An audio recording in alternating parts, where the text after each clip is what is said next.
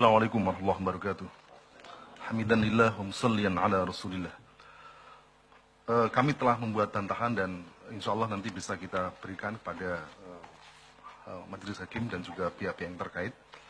Tapi karena bantahan kami cukup panjang, maka kami akan ringkas dalam bentuk poin-poin yang ingin saya sampaikan.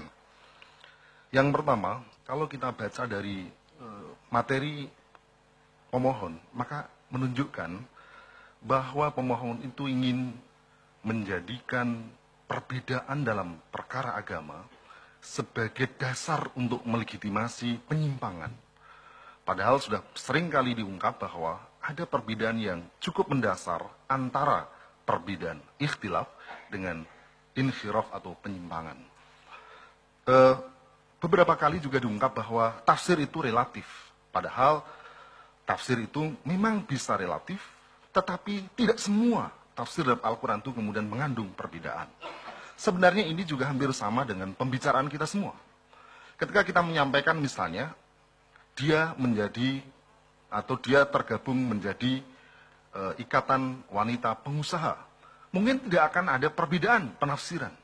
Tapi kalau dibalik dia menjadi anggota wanita, pengusaha wanita, maka tentu ini akan menimbulkan perbedaan pendapat. Perbedaan tafsiran. Jadi saya kira tidak jauh dengan itu. Dan faktanya kalau kita lihat, pemohon, diantaranya disitu adalah Musdah Mulia, itu memang memiliki agenda untuk menyampaikan tafsir-tafsir yang menyimpang. Saya pernah satu forum dengan dia menyampaikan bahwa hukumnya boleh pernikahan sejenis atau homoseksual. Yang penting adalah sakinah, mawaddah, warahmah. Tentu ini adalah merupakan penyimpangan, bukan lagi perbedaan tafsir. Karena Rasulullah mengatakan, man wajadtumuhu ya'malu amala qaumi lutin faqtul fa'ila wal maf'ul bih. Jadi siapa saja yang kamu dapati melakukan amal perbuatan kaum Lut, maka bunuhlah pelaku dan objeknya. Ini jelas, ya.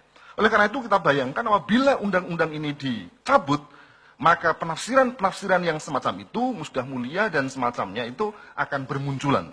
Dan tentu ini sangat meresahkan. Yang kedua, poin yang kedua, kalau kita baca dalam materi pemohon, akan kita dapati ada ketidakkonsistenan dalam urusan kehidupan privat dan kehidupan publik. Perkara agama seperti ini, perbedaan dan semacamnya, penafsiran itu dianggap sebagai persoalan privat. Dan oleh karenanya negara tidak boleh mencampuri urusan tersebut. Tetapi sesungguhnya pemohon dalam banyak hal, Abdurrahman Wahid dan juga Musdah Mulia, dan kawan-kawan yang ada di situ, itu seringkali tidak konsisten. Urusan pornografi dianggap sebagai urusan privat. Negara tidak boleh campur tangan. Urusan seks bebas dianggap urusan privat. Tetapi giliran urusan nikah siri dianggap negara harus campur tangan. Urusan publik. Ketika poligami dianggap sebagai urusan publik. Ini bukti menunjukkan bahwa tidak konsisten antara memahami mana urusan privat dan mana urusan publik. Dan saya kira yang justru lebih penting di sini bahwa tidak setiap urusan yang dianggap urusan privat itu diperbolehkan begitu saja bebas melakukan negara tanpa melakukan campur tangan. Bukankah mengkonsumsi narkoba itu adalah urusan privat? Ini uang-uang saya sendiri, mulut-mulut saya sendiri, perut-perut saya sendiri. Tetapi mengapa dalam hal ini negara harus campur tangan dan menangkap pelakunya? Itu karena mengkonsumsi narkoba merupakan aktivitas yang berbahaya. Oleh karena itu, bukti bahwa negara itu melindungi warganya adalah mencegah warganya melakukan tindakan yang berbahaya. Dan tentu saja penyimpangan, penafsiran yang menyimpang, penodaan agama dan seterusnya itu jauh lebih berbahaya daripada narkoba.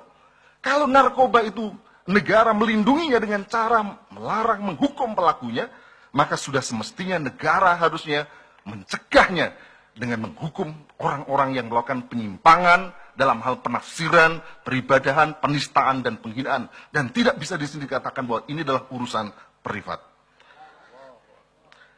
Berikutnya, yang ketiga, kalau kita cermati lagi dalam bantahan atau materi pemohon, itu seringkali yang digunakan adalah HAM. HAM, kita seolah-olah harus tunduk kepada kaidah-kaidah HAM yang disebut dengan kaidah internasional. Padahal negara-negara barat yang seringkali menyampaikan HAM, menekan negara-negara lain agar tunduk kepada HAM, itu tidak pernah mentaati HAM itu sendiri. Di Swiss ada larangan pembangunan menara masjid. Di Belanda dan di Perancis ada larangan orang menggunakan burqa dan menutup auratnya. Itu artinya bahwa mereka melakukan telah pelanggaran HAM. Tetapi mengapa kemudian kita harus lebih tunduk kepada HAM sementara pembuatnya sendiri tidak yakin dan tidak melaksanakan HAM itu sendiri? Itu yang ketiga. Dan yang keempat, kalau kita baca lagi dalam materi pemohon, maka kita melihat adanya kebohongan. Saya katakan kebohongan karena ini tidak sesuai dengan fakta. Sebagai contoh misalnya di dalam materi pemohon halaman 38C, poin 38C dan halaman 22 disebutkan bahwa menurut keyakinan orang NU, ziarah kubur dan tahlil adalah bagian dari ibadah. Bagi orang Muhammadiyah atau Wahabi, ziarah adalah bid'ah yang menimbulkan syirik, dan syirik adalah dosa yang tidak diampuni Allah. Ini adalah kebohongan. Saya sudah melihat referen-referen yang ditulis oleh Muhammadiyah dan Wahabi, tidak ada satupun mereka yang mengharamkan apalagi menyebutkan bid'ah dan syirik ziarah kubur. Yang dikritisi adalah ziarah kubur yang seperti apa. Apakah ada unsur tawasul dan seterusnya ini. Tetapi ziarah kubur sendiri itu masyru'. Syekh Saleh Al-Utsaimin, Abdullah bin Bas, dan juga dalam buku Muhammadiyah yang ditulis oleh Air Fakhruddin, mengenal dan menjadi Muhammadiyah sendiri mengatakan bahwa ziarah kubur adalah sunnah. Lalu dari mana pemohon mengatakan inilah bid'ah? Tentu ini merupakan kebohongan yang tidak sesuai dengan fakta.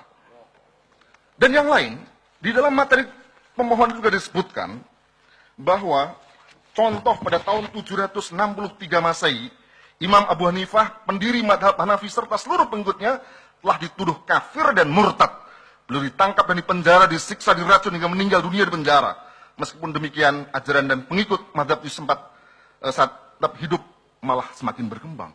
Ini dari mana diperoleh sumber seperti ini? Tidak ada satupun buku sejarah yang mengatakan bahwa Imam Abu Hanifah dipenjara apalagi dibunuh karena mengajarkan ajaran sesat.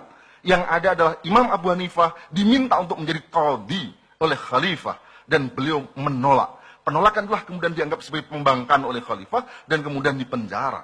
Tidak ada kaitannya dengan ajaran sesat. Maka dari mana kemudian pemohon ini mendapatkan sumber referensi yang kemudian berbeda dengan realitas ini? Oleh karena itu kita lihat bahwa ini adalah merupakan satu kebohongan. Dan yang terakhir saya ingin sampaikan bahwa kalau kita lihat semuanya, ini adalah merupakan bentuk dari Islamfobia. Sesuatu yang ada